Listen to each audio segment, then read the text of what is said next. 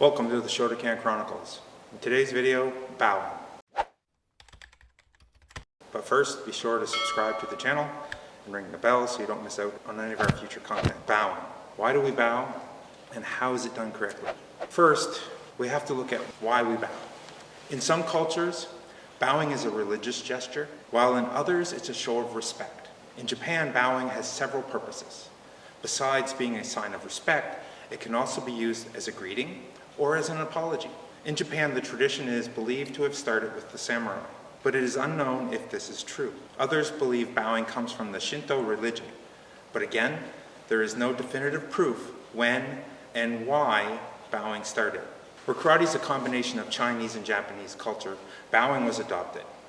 In the martial arts, it's not a religious signification. It is a show of respect. If you have an issue with bowing because of your religious beliefs, please talk to your sensei. There's two main types of bowing positions. Rai-tsure, which is a standing bow, and zare, which is a kneeling bow. There are some important things to remember when bowing. First, from a standing position, you want to bring your feet together and separate your toes so you're in a V shape. Hands should be at your side at attention and flat against your sides, like you're standing exactly the same as military attention. Now you bow from the waist. Keep your back straight. By not keeping your back straight and arching and rolling your back or arching your back or just nodding your head, that's a sign of laziness and disrespect. There are 3 levels of bowing for each bowing position. There's a 15-degree angle bow. And this is used between friends. It's very non-formal. Sometimes you'll see this in sparring matches. There's a 30-degree angle bow. This is for bowing to superiors, and this is the one you should be using the most in karate. Then there's the 45-degree angle bow. This is for special occasions, like if you're bowing to a grand master, a religious or political leader.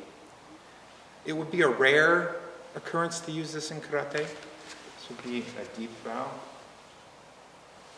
Never look the person that you're bowing to in the eyes. Some styles do, but not in Shotokan.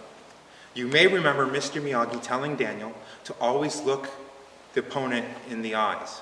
Always look eye. But Shotokan, this is not something that you would do. In Shotokan, you should look at the floor between you and your opponent or the person that you're bowing to. As long as you do not lower your chin to your chest, keep your neck straight so your head stays in line with your body. Some styles of karate and different martial arts do different things with their hands. For example, in Kung Fu, you may place your fist inside of your open palm at your chest. This is something you're not going to do in Shotokan, and I have not really seen it in other styles of karate as well.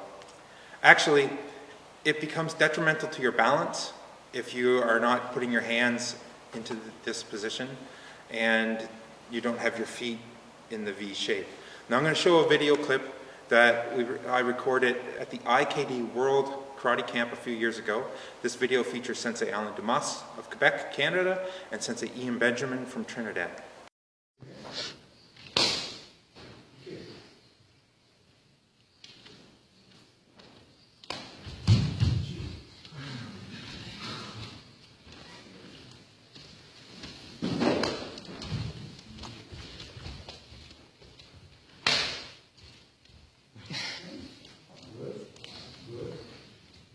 As you can see, if you put your hands in the ready position, like yoi, with your feet in a V shape, you will not have stability if pushed. Also, if your hands are in attention but your feet are straight parallel, you will also not have stability. The only way to have good stability is by keeping your feet in that V shape and your hands at attention. Now there's also bowing from a Seiza or kneeling position. There's a correct way to do this as well. First, how should you kneel? Some instructors teach to just bend your knees and lower them. The samurai always knelt left leg first and then the right leg. This was so that their katana would not be in the way when they were kneeling. You want to place your palms on your thighs. The most respectful bows will have your hands in front of you on the floor as you lower your upper body, placing your forehead nearly on your hands while your back is parallel to the floor.